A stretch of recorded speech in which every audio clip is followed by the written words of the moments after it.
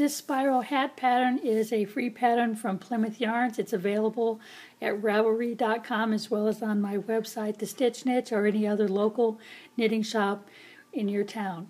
It starts in a parallelogram shape, but it makes these cool little curved stripes as you work the pattern. Very simple. It is worked flat. It is not worked in the round. It starts with a provisional cast on and ends with the Kitchener stitch. So you would originally start with a chain, use a crochet hook like a J, make it as big as possible. So you start with your slip stitch, and then you make the amount of chains you need for your cast on, and I add an extra 3 or 4 stitches because I like to pick up my stitches a couple of spaces in. So with this one, you'll see when you do your chain, you have your V's on the front, and on the back you got the little nubs. The nubs is where you're going to insert your yarn that you're going to pick up in order to do your hat. So you insert your needle in one of the nubs in the back, making sure you don't split the stitch. And you put yarn over and pull the first one through, go to the next one. Yarn over. Make sure you use a contrasting yarn color to do this, of the same weight. And you pick up your stitches all the way across until you have the required amount of stitches that is required for your pattern. Once you have all your stitches on, then you're going to start actually doing the pattern. This is considered the right side roll, so when you start with your stockinette, you would start on the back with a purl. So you'd do a purl row first. The hat can either be done in 4 rolls or in 6 rolls. It's entirely up to you how many rows you want to do. And so I'll do a 4-roll pattern. It'll go a little quicker. And the size of needle is optional. I like to use an 8. They suggest a 9. I like my hats to be a little bit more tight in the stitching. Some like to have it a little softer and looser. It's entirely up to you which way you want to go. Okay, the first roll is just plain purl across. All the wrong side rolls will be purled or knitted even, depending on whether you're doing stockinette or reverse stockinette. And when you turn back to the front, this is where you start working on your parallelogram. I always knit my first stitch, then you knit 2 together,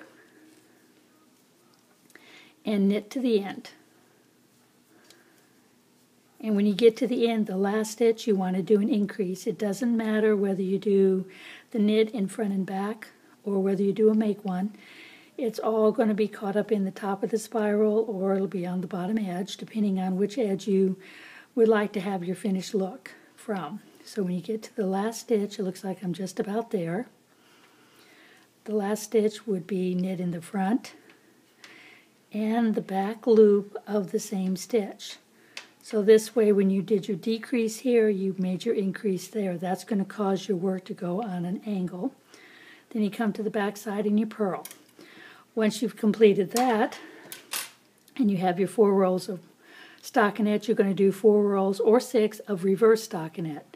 So to do reverse stockinette, it's just the opposite. You start with a purl instead of a knit roll. So start here, we're going to purl 1, purl 2 together, because we do all these increases and decreases on the right side. You can put a little marker on it if it'll help you remember your right from your wrong side. Now I'm just making a little miniature version. You would naturally cast on the amount of stitches required, which is somewhere between 60 and 70. I cannot remember off the top of my head. When you get to the end of this roll, you do an increase.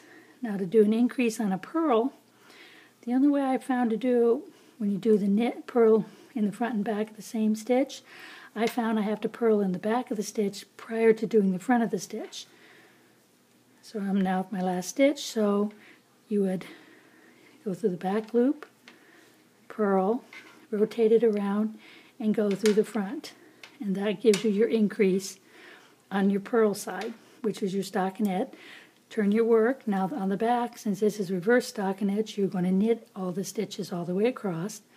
Then the next row, which is a purl, would be purl 1, purl 2 together, purl to the end, and do your increase. Then you come back on the back side, which would be another knit roll, and you complete another knit roll. Then you reverse again. So like here we've got, there's our stockinette. Here's our reverse stockinette. So now when I get ready to go back to doing stockinette again, you start with your knit 1. As soon as I find my thread, knit 1, knit 2 together, knit to the end,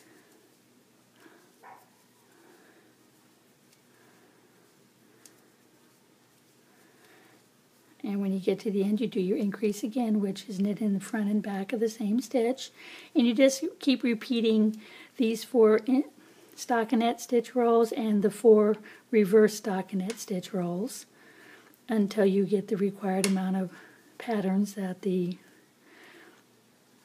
pattern requires. So here you knit in the front and the back of the same stitch, turn your work, purl back, and you keep repeating this until you have your hat, which will look like this. It gives you that parallelogram look, because on this side you did all your decreases, and on this side you did all your increases. Now's when the fun begins. This is where we're going to take these red stitches off to expose our live stitches on the bottom. That's why it's so important to make sure you only catch the back loop. So you would unravel it, do it slowly, like 2 or 3 stitches at a time, and you pick up your stitches.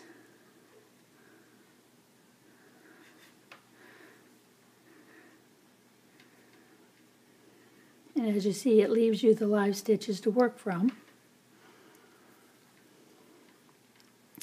And in this instance, we're going to do what's called the Kitchener stitch. It's a weaving stitch to join the 2 sides together, so your hat looks continuous as if you had knitted in the round, even though you're knitted back and forth. So as you see, they come off very easy. Here I lost a stitch, so let me real quick put it back on the needle. There it is. Okay, so now I've got my live stitches here and my live stitches here. So when you go to put your hat together, you lay them across this way, and by doing that, that's what causes the coil. You pick up a needle, darning needle,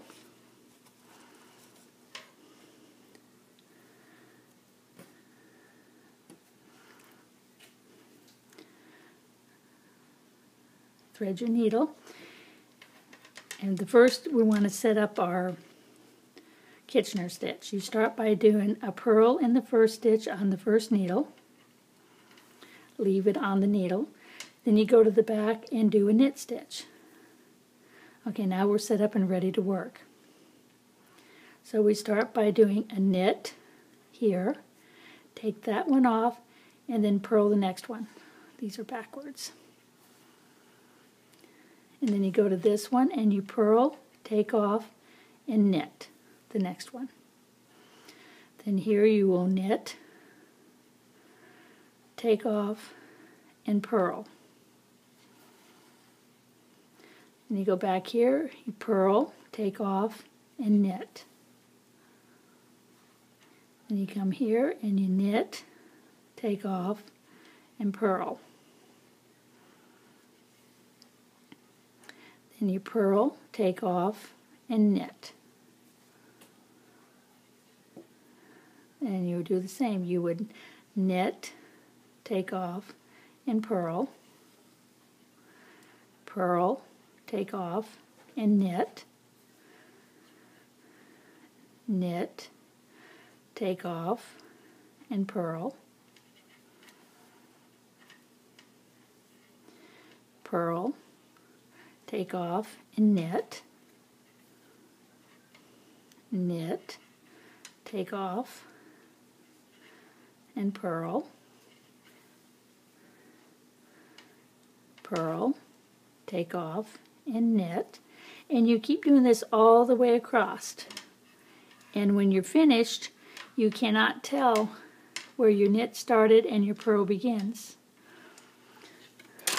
So that's how you get the hat without showing where your join is, because the join would be right where the stockinette meets the reverse stockinette. Thank you for watching.